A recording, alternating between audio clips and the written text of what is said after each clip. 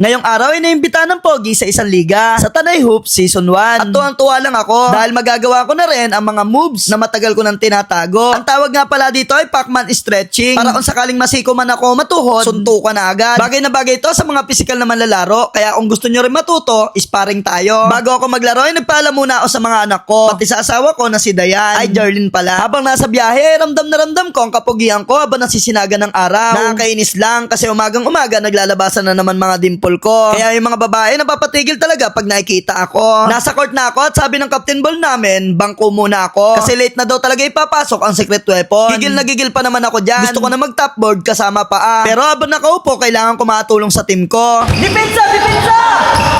Depensa! Rekta! Rekta! Rekta! Nice move!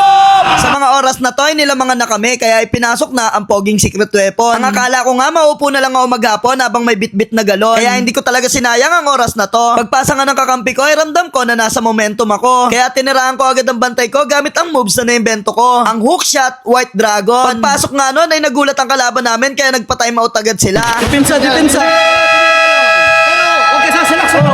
Kasi malalaki. Atin ang 2025. Dahil dun sa sinabi ko, yung captain ball namin, imbis mapatapik sa dibdib, napatapik sa puwet. Next possession ay ginamitan ko naman sila ng hook shot, skywalk. Ang moves pala na to ay nagagamit lang tuwing Sabado ng umaga. Halos lahat ng salaksak ko ay pumapasok at hindi na nila alam kung paano ako pipigilan. Eh, yung pinakita ng laro siguro mga 10% pa lang yun eh. Kasi mahirap magsagad eh. Baka magkaroon ako ng Achilles injury. Sa ibang bansa kasi sinasurgery yun eh. Dito sa Pinas, hinihilot lang yun. Depensa!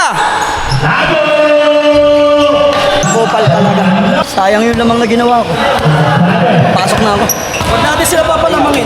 Dahil sa mga pinaggagawa ko, ay gusto na ibang ko ng mga kasama ko pero nagpumilit pa rin akong pumasok. Hindi kasi balance pag walang pogi sa loob. Unang salaksak ko, medyo nahirapan ako dahil dalawang defender. At buti na lang nagamit ko ang eagle pass. Natutunan ko to dati na may sumabay sa aking agila. Next position na ginamit ko naman Amazon drive. Sa moves na to, kahit 6 sumabay kasama referee, hindi talaga mapipigilan. At dito naman, na-rebound ko ang bola pero di ko tinira. Mahirap kasi my day pag walang sumabay. Kaya pinasa ko na lang sa kasama ko. Ang ganda sana ng tira kaso sumablay. Medyo pagod na kasi siya. Sa 3-point pa nga lang ay nagsa-side step na ako. Dahil sa malulupit kong moves ay nasira ko na ang depensa nila. At eto pa ang isa, handsome crossover na pogi lang ang makakagawa. Sumablay nga ang tira ng kakampi ko pero na-rebound ko pa rin. Kamag-anak ko kasi si Rodman. At dahil sa rebound na to, kami ang tinanghal na panalo. Bago matapos ang video na to, gusto ko nga pala batiin ang pinakaunang ball club dito sa Tanay Rizal, ang Tanay Hoops, para sa unang season na napakaganda nilang liga. Shoutout din kay Kagawa J. Cool, kay Sir Mick, at kay Nyar Hoops siya. Follow natin siya guys para updated kayo sa mga basketball highlights dito sa Tanay Rizal. Tara pare. Idol, huwag ka na malungkot. Naskar ko nga pala 69, mga 12 rebounds, tapos na 52 assists ako. Sige na, patayin ko na yung vlog ha. Bye-bye.